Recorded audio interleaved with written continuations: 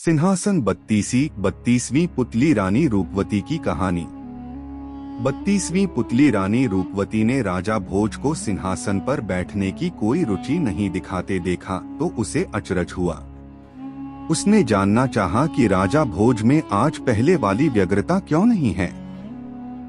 राजा भोज ने कहा कि राजा विक्रमादित्य के देवताओं वाले गुणों की कथाएं सुनकर उन्हें ऐसा लगा कि इतनी विशेषताएं एक मनुष्य में असंभव हैं और मानते हैं कि उनमें बहुत सारी कमियां हैं। अतः उन्होंने सोचा है कि सिंहासन को फिर वैसे ही उस स्थान पर गड़वा देंगे जहां से इसे निकाला गया है। राजा भोज का इतना बोलना था कि सारी पुतलियां अपनी रानी के पास आ गईं। उन्होंने हर्षित होकर राजा भोज को उनके निर्णय के लिए धन्यवाद दिया। पुतलियों ने उन्हें बताया कि आज से वे भी मुक्त हो गईं। आज से यह सिंहासन बिना पुतलियों का हो जाएगा। उन्होंने राजा भोज को विक्रमादित्य के गुणों का आंशिक स्वामी होना बतलाया तथा कहा कि इसी योग्यता के चलते उन्हें इस सिंहासन के दर्शन हो पाए। उन्होंने यह भी बताया कि आज से इस सिंहासन की आभा कम पड़ जाएगी और धरती की सारी चीजों की तरह इसे भी पुराना पड़कर नष्ट होने की प्रक्रिया से गुजरना होगा। इतना कहकर उन पुतलियों ने राजा से विदा ली और आकाश की ओर उड़ गईं। पलक झपकते ही सारी की सारी पुतलियां आकाश में विलीन हो गईं। पुतलियों के जाने के बाद राजा भोज ने कर्मचारियों को बुलवाया तथा गड्ढा खुदवाने का निर्देश दिया। जब मजदूर बुलवाकर गड्ढा खोद डाला गया तो वेद मंत्रों का पाठ करवाकर पूरी प्रजा की उपस्थिति में सिंहासन को गड्ढे में दबवा दिया। मिट्टी डालकर फिर वैसा ही टीला निर्मित करवाया गया जिस पर बैठकर चरवाहा अपने फैसले देता था, लेकिन नया टीला वह चमत्कार नहीं दिखा सका जो पुराने वाले टीले में था। उपसंहार कुछ भिन्नताओं के साथ हर लोकप्रिय संस्करण में उपसंहार के रूप में एक कथा और मिलती है। उसमें सिंहासन के साथ पुनः दबवाने के बाद क्या गुजरा यह वर्णित है। आधिकारिक संस्कृत संस्करण में यह उपसंहार रूपी कथा नहीं भी मिल सकती है, मगर जनसाधारण में काफी प्रचलित है। कई साल बीत गए। वह टीला इतना प्रसिद्ध हो चुका था कि सुदूर जगहों से लोग उसे देखने आते थे। सभी को पता था कि इस टीले के नीचे अलौकिक गुणों वाला सिंहासन दबा पड़ा है। एक दिन चोरों के एक गिरोह ने फैसला किया कि उस सिंहासन को निकालकर उसके टुकड़े टुकड़े कर बेच देना चाहिए। उन्होंने टीले से मीलों पहले एक गड्ढा खोदा और कई महीनों की मेहनत के बाद सुरंग खोदकर उस सिंहासन तक पहुँचे। सिंहासन को सुरंग से बाहर लाकर एक निर्जन स्थान पर उन्होंने हथौड़ों के प्रहार से उसे तोड़ना चाहा। चोट पड़ते ही ऐसी भयानक चिंगारी निकलती थी कि तोड़ने वाले को जलाने लगती थी। सिंहासन में इतने सारे बहुमूल्य रत्नमाणिक्य जड़े हुए थे कि चोर उन्हें सिंहासन से अलग करने का मोह नहीं त्याग रहे थे। सिंहासन पूरी तरह सोने से निर्मित था, इसलिए चोरों को लगता था कि सारा सोना बेच देने पर भी कई हजार स्वर्ण मुद्राएं मिल जाएगी और उनके पास इतना अधिक धन जमा हो जाएगा कि उनके परिवार में कई पुरखों तक किसी को कुछ करने की जरूरत नहीं पड़ेगी। वे सारा दिन प्रयास करते रहे मगर उनके प्रहारों से सिंहासन को रत्ती भर भी क्षति नहीं पहुंची। उल्टे उनके हाथ चिंगारियों से झुलस गए और चिंगारियों को बार बार देखने से उनकी आंखें दुखने लगीं। वे थककर बैठ गए और सोचते सोचते इस नतीजे पर पहुंचे कि सिंहासन भुतहा है। भुतहा होने के कारण ही राजा भोज ने इसे अपने उपयोग के लिए नहीं रखा। महल में इसे रखकर जरूर ही उन्हें कुछ परेशानी हुई होगी, तभी उन्होंने ऐसे मूल्यवान सिंहासन को दोबारा जमीन में दबवा दिया।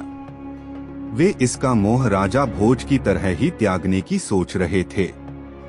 तभी उनका मुखिया बोला कि सिंहासन को तोड़ा नहीं जा सकता, पर उसे इसी अवस्था में उठाकर दूसरी जगह ले जाया जा सकता है।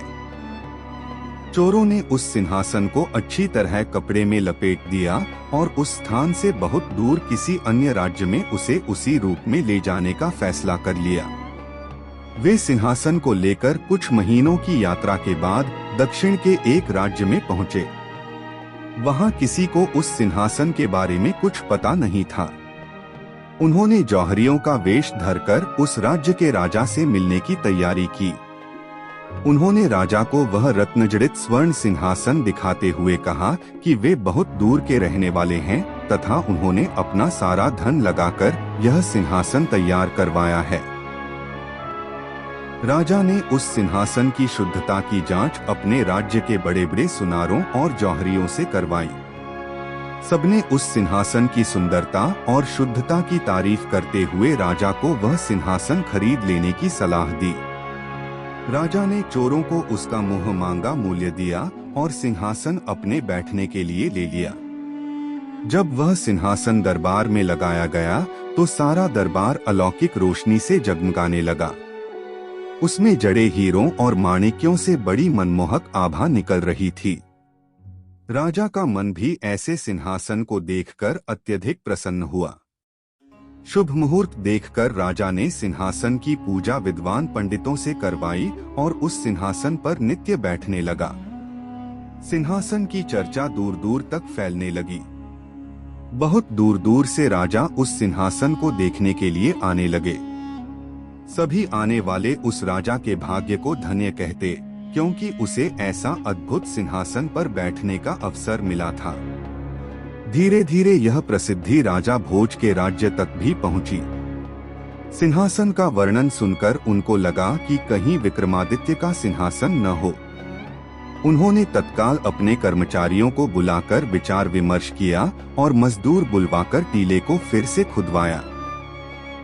खुदवाने पर उनकी शंका सत्य निकली और सुरंग देखकर उन्हें पता चल गया कि चोरों ने वह सिंहासन चुरा लिया। अब उन्हें यह आश्चर्य हुआ कि वह राजा विक्रमादित्य के सिंहासन पर आरूढ़ कैसे हो गया। क्या वह राजा सचमुच विक्रमादित्य के समकक्ष गुणों वाला है? उन्होंने कुछ कर्मचारियों को लेकर उस राज्य जाकर सब कुछ देखने का फैसला किया। काफी दिनों की यात्रा के बाद वहां पहुंचे तो उस राजा से मिलने उसके दरबार पहुंचे। उस राजा ने उनका पूरा सत्कार किया तथा उनके आने का प्रयोजन पूछा। राजा भोज ने उस सिंहासन के बारे में राजा को सब कुछ बताया। उस राजा को बड़ा आश्चर्य हुआ। उसने कहा कि उसे सिंहासन पर बैठने में कभी कोई परेशानी नहीं हुई। राजा भोज ने ज्योतिषियों और पंडितों से विमर्श किया तो वे इस निष्कर्ष पर पहुंचे कि हो सकता है कि सिंहासन अब अपना सारा चमत्कार खो चुका हो। उन्होंने कहा कि हो सकता है कि सिंहासन अब सोने का न हो तथा रत्न और माणिक्य कांच के टुकड़े मात्र हों। उस राजा ने जब ऐसा सुना तो कहा कि यह असंभव है। चोरों से उसने उसे खरीदने से पहले पूरी जांच करवाई थी, लेकिन जब जौहरियों ने फिर से उसकी जांच की तो उन्हें घोर आश्चर्य हुआ। सिंहासन की चमक फीकी पड़ गई थी तथा वह एकदम पीतल का हो गया था। रत्नमाणिक्य की जगह कांच के रंगीन टुकड़े थे। सिंहासन पर बैठने वाले राजा को भी बहुत आश्चर्य हुआ। उसने अपने ज्योतिषियों और पंडितों से सलाह की तथा उन्हें गणना करने को कहा। उन्होंने काफी अध्ययन करने के बाद कहा कि यह चमत्कारी सिंहासन अब मृत हो गया है। इसे अपवित्र कर दिया गया और इसका प्रभाव जाता रहा। उन्होंने कहा, अब इस मृत सिंहासन का शास्त्रोक्त विधि से अंतिम संस्कार कर दिया जाना चाहिए। इसे जल में प्रवाहित कर दिया जाना चाहिए। उस राजा ने तत्काल अपने कर्मचारियों को बुलाया तथा मजदूर बुलवाकर मंत्रोच्चार के बीच उस सिंहासन को कावेरी नदी में प्रवाहित कर दिया। समय बीतता रहा। वह सिंहासन इतिहास के पन्नों में सिमटकर रह गया। लोक कथाओं और जनश्रुतियों में उसकी चर्चा होती रही।